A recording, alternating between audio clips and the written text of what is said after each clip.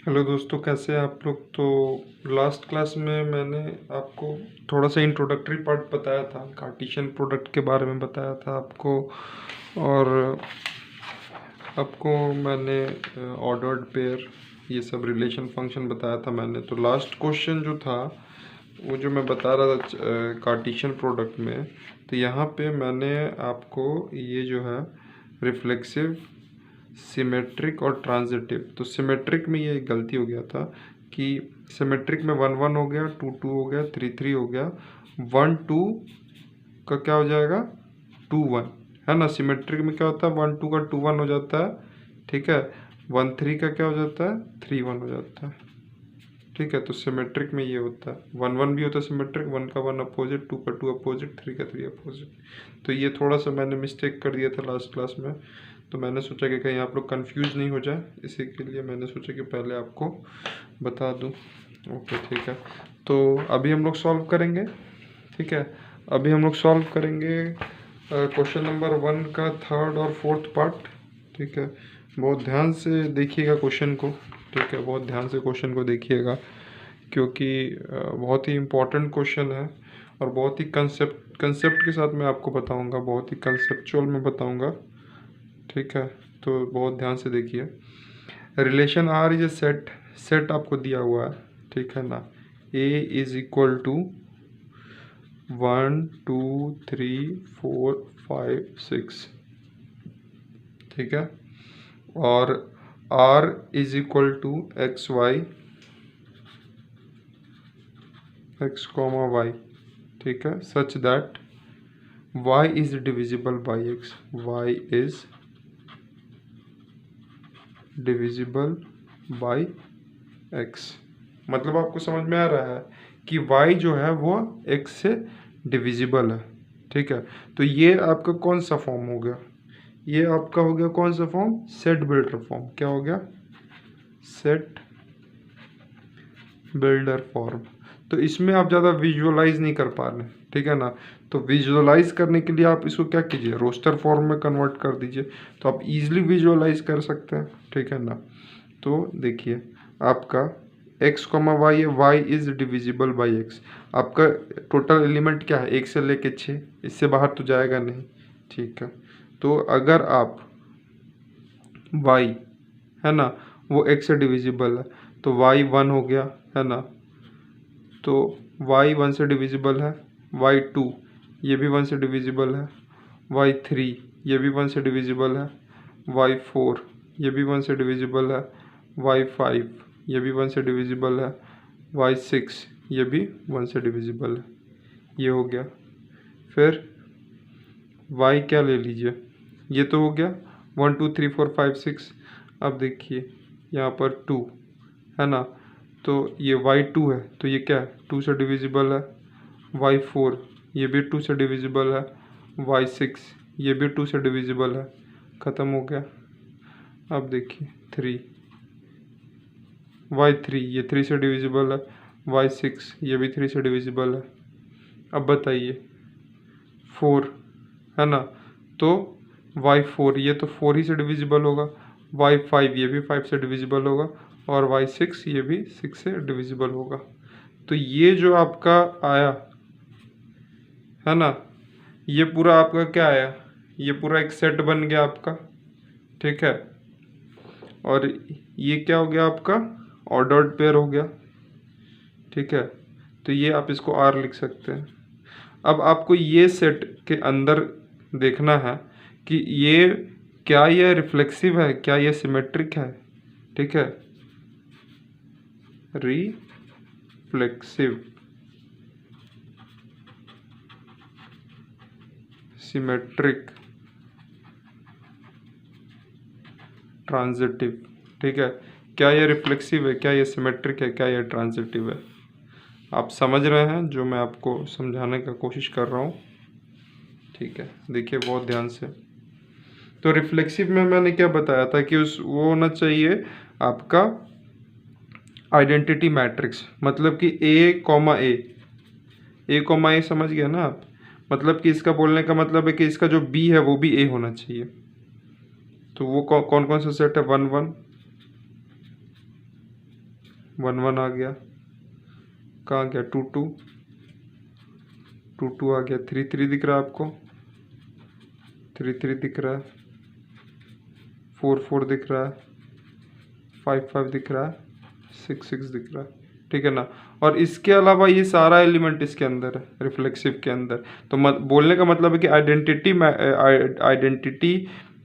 Set के अलावा, मतलब कि आइडेंटिटी ऑर्डर्ड पेयर के अलावा और एक्स्ट्रा जो भी है, अगर इसमें ये सारा इंक्लूड हो गया है ना, पूरा यानी कि पूरा कार्टेशियन प्रोडक्ट इसमें इंक्लूड हो गया, तो क्या हो जाएगा, ये रिफ्लेक्सिव हो जाएगा। मैंने लास्ट क्लास में बताया था कि अगर पूरा ये आपका कार्टेशियन प्रोडक्ट इसके अंदर आ जाए तो वो रिफ्लेक्सिव, सिमेट्रिक और ट्रांजिटिव तीनों होगा, ठीक है ना। तो यहाँ पर रिफ्लेक्सिव का कंडीशन क्या था, ए और ए आइडेंटिटी होना चाहिए, ठीक है ना।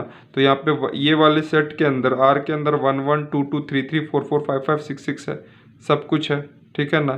तो हम क्या बोल सकते हैं, ये क्या है, रिफ्लेक्सिव है ना। देयर फोर वॉट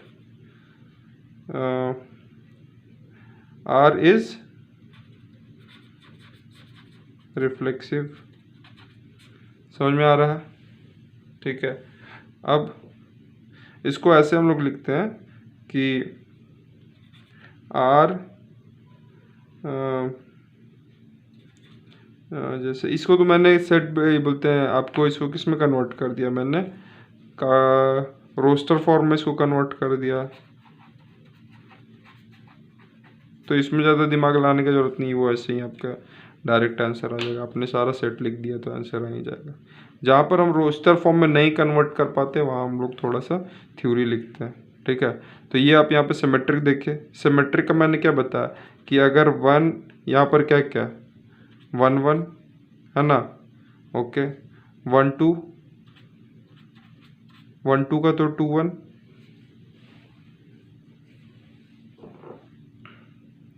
1 2 का 2 1 है क्या, 2 1 2 1 2 1 2 1 2 1 तो नहीं है यहाँ पर, ठीक है। तो ये क्या हो गया, 1 1 1 तो दिख गया, 2 2 दिख गया, 3 3 दिख गया, 4 4 दिख गया, 5 5 6 6 दिख गया, लेकिन 1 2 का 2 1 दिखा यहाँ पर, नहीं दिखा। तो ये क्या है, ये सिमेट्रिक नहीं है, it is not symmetric, R is not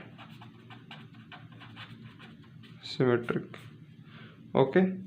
transitive का मतलब क्या बताया कि अगर ए बी अगर कोई फंक्शन है और बी सी अगर कोई, मतलब कि कोई ऑर्डर्ड पेयर है, ए बी और बी सी ऑर्डर्ड पेयर है, तो बी और बी हट जाएगा और ए सी आ जाएगा उसमें।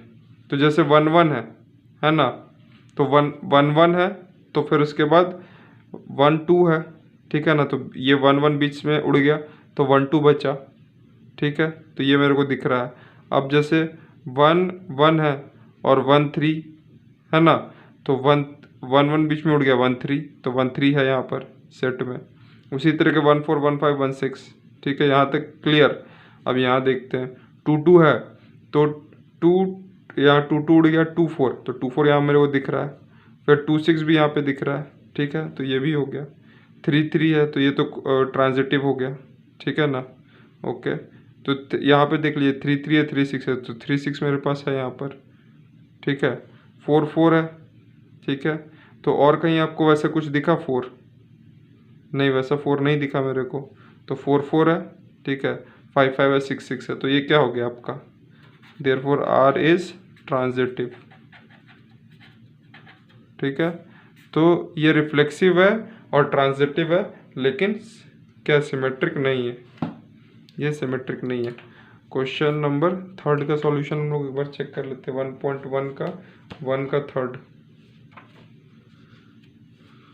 1.1 का 1 का third, reflexive and transitive but not symmetric. तो मैं जानबूझ के कम कम क्वेश्चन बना रहा हूँ, आप समझ रहे होंगे क्यों मैं कम क्वेश्चन डील कर रहा हूँ, क्योंकि एक क्वेश्चन आपका 10-10 मिनट का है और बहुत लंबा वीडियो खिंच जाएगा आपका, मतलब कि 2-3 घंटा का, और फिर वीडियो बोरिंग हो जाएगा, आपको समझ में भी नहीं आएगा। इसी के लिए मैं कम से कम क्वेश्चन बना रहा हूँ और उसमें ज़्यादा से ज़्यादा कंसेप्ट डालने की कोशिश कर रहा हूँ, ताकि आप कम ही क्वेश्चन में ज़्यादा से ज़्यादा समझ पाएँ, ठीक है। तो क्वेश्चन नंबर 4 देख लेते हैं, ठीक है। क्वेश्चन नंबर 4 देखिए, 1 का 4 है, ये 1 का 4 है। तो relation R is a set Z, Z का मतलब क्या होता है, ऑफ ऑल इंटीजर, ठीक है ना। तो आपका जो R है वो क्या है, सेट ऑफ इंटीजर, Z से भी डिनोट करते हैं और I से भी डिनोट करते हैं, ठीक है। और यहाँ पर बोला जा रहा है R is equal to x, y such that x minus y is an integer. तो यहाँ पर आप देखिए कि x ये तो आपको दे दिया है इंटीजर, तो मतलब कि माइनस इन्फिनिटी से z जो है इसका लिमिट हो गया माइनस इन्फिनिटी -1 0 +1 2 प्लस इन्फिनिटी। तो ये इनफाइनाइट हो गया, ठीक है ना। तो ये एक फाइनाइट सेट और एक होता है इनफाइनाइट सेट। तो ये क्या सेट हो गया आपका, इनफाइनाइट सेट हो गया, ठीक है ना। तो बाकी क्वेश्चन में तो हम लोग देख रहे थे कि फाइनाइट सेट है, तो हम लोग उसको किस में कन्वर्ट कर दे रहे थे, हम लोग उसको कन्वर्ट कर दे रहे थे रोस्टर फॉर्म में, तो बहुत इजी हो जा रहा था, ठीक है। तो यहाँ पर भी मतलब कि आपको एग्जाम्पल लेके इस क्वेश्चन को आपको बनाना पड़ेगा, ठीक है ना। तो आप कोई भी नंबर ले लीजिए, ठीक है ना। अगर आप यानी कि x में जैसे x का वैल्यू क्या हो जाएगा 1, मतलब कि माइनस इन्फिनिटी से लेके प्लस इन्फिनिटी, और y का वैल्यू क्या हो जाएगा माइनस इन्फिनिटी से लेके प्लस इन्फिनिटी, मानते हैं आप। अब देखिए कोई भी नंबर है ना, कोई भी मतलब कि नेचुरल नंबर या नेगेटिव ऑफ नेचुरल नंबर, और ये वाला अगर माइनस प्रोसेसिंग लगाएंगे तो वो तो मेरे को इंटीजर ही मिलेगा ना जी, है ना। फॉर एग्जांपल अगर आप मान के चलिए, अगर हम कोई छोटा सा सेट ले लेते हैं, है ना, कि x इज इक्वल टू 1 2 3, ठीक है ना, और y इज इक्वल टू 1 2 3। तो देखिए यहाँ पर जब आप प्रोसेस कर रहे हैं x माइनस वाई, है ना, तो x माइनस वाई तो 0 आ रहा है, x माइनस वाई 0 आ रहा है, x माइनस वाई 0 आ रहा है, ये हो गया। x minus y -1, x minus y -2, ठीक है ना। x माइनस वाई क्या हो गया 1, x minus y 0, x minus y -1, x minus y 2, x minus y 1, x minus y 0। तो आपको होप समझ में आ रहा है, ठीक है। तो अब मेरे को क्या पता करना क्या है कि वेदर इट इज़ RST, ठीक है ना। तो ये रिफ्लेक्सिव है कि नहीं, रिफ्लेक्सिव, सिमेट्रिक और ट्रांजिटिव। तो मैंने इस क्वेश्चन ही के लिए आपको सबसे इम्पोर्टेंट चीज़ बताया था कि अगर आपका जो सेट है, आपका जो सेट बन रहा है कार्टेशियन प्रोडक्ट, ठीक है ना। अब तो यहाँ पर जैसे मैंने 1 2 3 बहुत छोटा ले लिया, लेकिन आप माइनस इन्फिनिटी से लेकर प्लस इन्फिनिटी तक मतलब कि आप सबको मल्टीप्लाई कर दीजिए, ठीक है ना। तो ये इसका सारा प्रोडक्ट हो जाएगा। जैसे ये 1 1 के साथ बना रहा है, 1 2 के साथ बना रहा है, 1 3 के साथ बना रहा है, फिर 2 1 के साथ बना रहा है, 2 2 2 3 के साथ, फिर 3 1 3 2 और 3 3 के साथ।